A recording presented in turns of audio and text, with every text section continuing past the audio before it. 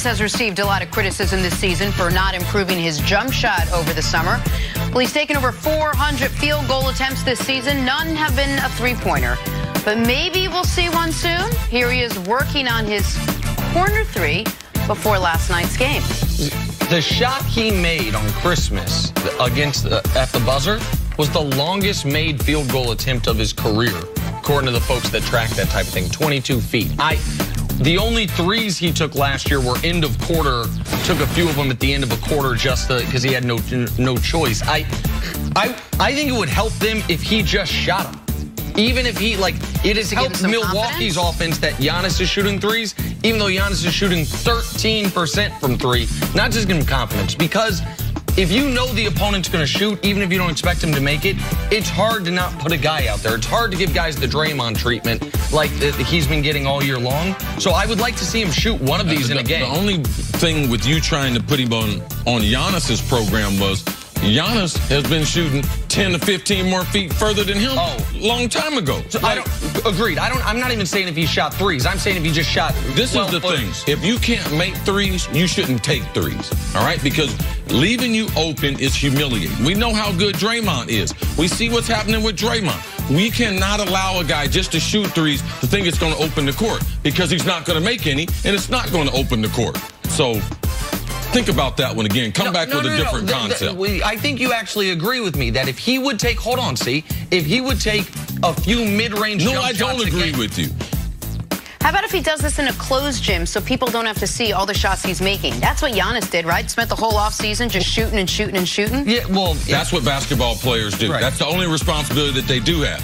Don't get arrested and learn how to shoot the ball. So, yeah. No, I agree with you. I think it'd be good for their offense if he took a few mid-range jump shots a game. I don't think he's going to shoot 0% on them either. I keep telling you this. There's a reason why he won't shoot. Okay.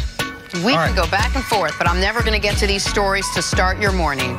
Despite encouraging MRI results, it looks like LeBron James suffered a significant left groin strain. The King is expected to miss several games. Nick, what was your reaction to this? I mean, this is not that different from what we heard yesterday initially when they said he was day-to-day. I'm very curious what several's going to end up meaning. Is several going to mean 3 to 5, or is it going to mean 8 to 10? If it's 3 to 5,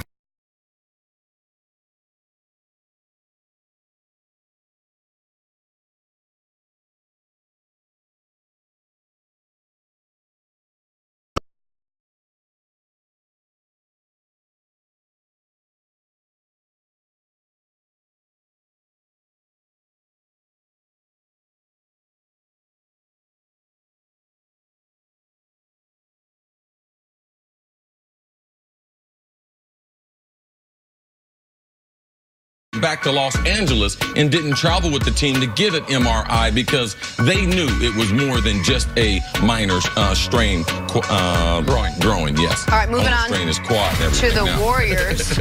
They lost an overtime thriller to the Blazers last night, 110-109. Golden State just couldn't close it out late in the game. Paired with an abysmal night from the free throw line, going 6 of 15. Nick, you worried at all about the Warriors' recent shooting struggles? I'm not worried about their shooting struggles. I'm not worried about the Warriors. This is a bad loss now. Draymond actually hit a key three in the corner in overtime. Looked like it was going to be. He was far more aggressive playing last night offensively. Absolutely, and I think had 15 points due to it. Looked like that was going to be the winning shot. The Warriors never lose a game in this situation. Up 2 with the ball less than 10 seconds because they've got the greatest free throw shooting team typically that in modern NBA history. Steph turned the ball over. Dame came down, hit a killer three. That was it. Yeah, Jenna, I'm concerned. I know Steve Kerr's concerned. The players, you can see their overall body language. One of the highlights. Draymond, one of the best passers in the league, throwing the ball off of Klay's head. Klay is not shooting the ball. He didn't shoot the ball again well last night. So if you look at these losses, these back-to-back, with teams that aren't as talented as them, I'm concerned about it. And I know that Steve Kerr and the brass there, because it's not just some switch you can hit. This is the worst basketball they played in 5 years. Wow. All right, moving on to college football. Oklahoma taking on Alabama tomorrow in the Orange Bowl.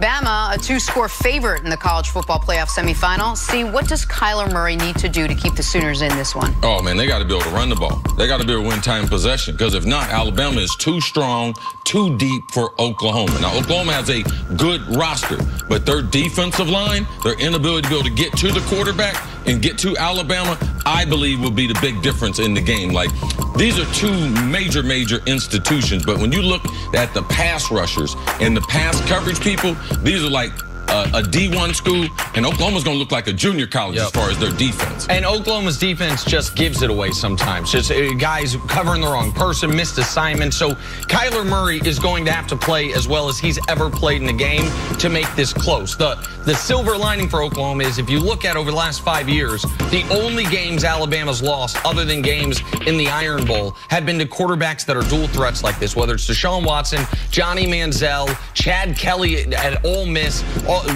Cam Newton in the Iron Bowl. Go ahead. The one thing when you get that stat, though, everyone always pulls that stat. But look at the rushing yards. Yep. So it wasn't the quarterback and just his ability to be able to get in and out of the pocket. It was how many times they ran the ball.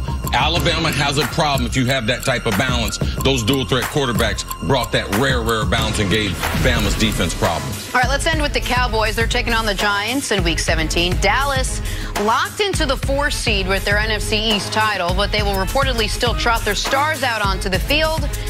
See, what do the Cowboys need to shore up now on this team heading into the playoffs? Well, you got to be concerned, especially when you look at the teams in the NFC. You have to be concerned about that offensive line and the lack of pass protection. That's either Dak recognizing when he's hot and he's got to get rid of the ball, or the offensive line pass protecting better than they have throughout this season. Besides that, their passing game. So for me, all the emphasis should be, how do I improve my passing game? How do I become more consistent? How do I get Amari Cooper started and involved, because that offense is different? But ultimately, if you can't protect your quarterback in these playoffs, these are the two things I think are the most significant changes that Dallas, are improvements that they need to address headed into week number 17. If they're going to play Dak Prescott, which they are, they've got to be doing it to try to get something out of it. And what I would hope they're trying to get I would hope they're trying to get out of it, I should say, is some type of downfield passing. It's really hard in this league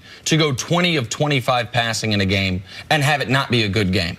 And that's what it was for Dak this past week against Tampa Bay. He was 20 of 25, didn't throw a pick, didn't fumble the football, and I still thought it was a pretty poor game because on those 20 completions, they got 161 yards. Like, I know that Dak can be accurate within an 8-yard window. I know he can dump it off to either Cole Beasley on a quick slant or Zeke coming out of the backfield, but some type of momentum with Michael Gallup and Amari Cooper on the outside, that is the only thing separating Dallas from being, it's a nice story, it's a decent team heading in the playoffs, and a real threat, because every other part of their team, other than their passing game, and the offensive line plays a part of that, of course, is playing very well, their defense and their running game. But how many games this season have we come out of it, maybe one, that big game with Amari Cooper, and said, Dak looked good, he was throwing downfield, he was accurate, they really opened up the offense. I mean, this has been the thing we've taken week to week with this Dallas team. It doesn't seem like they're going to figure it out in 1 week heading into the playoffs. It's an ongoing theme. This is what they're going to have to do to improve. If you ask us, Dallas, if they lose in the playoffs, you ask us, oh, what is Dallas going to do 2019? They need to improve their passing game. They need to be able to protect their quarterback. Dak Prescott's got to be able to grow going into year number 4. That's what we do in this league. It's no different than Ben Simmons learn how to shoot the basketball. These guys have to improve on this. Dak's a good player. He's not a great player, and the reason why is because his game is limited. Dallas, they got a good roster, not a great roster, because of their inability to be able to balance out that defense with some big plays and the continuity of a consistent passing game.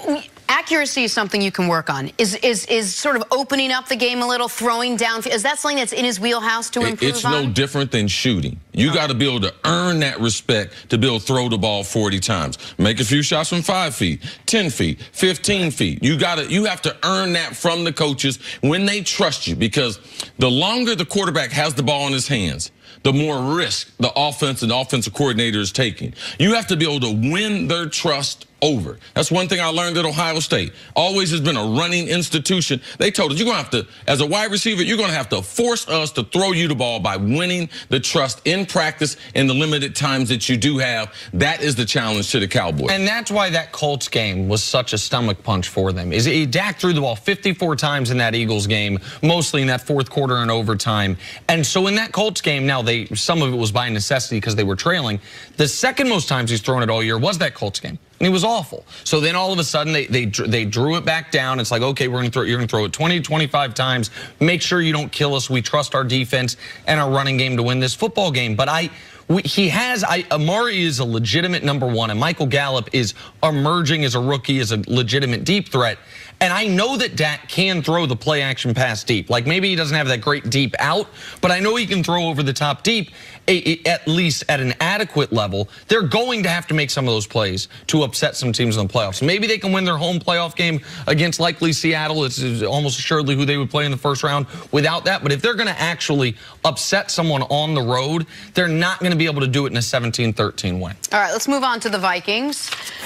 They have a simple playoff scenario: win and they're in. But that is much easier said than done. Minnesota hosts a very good Bears team on Sunday, who are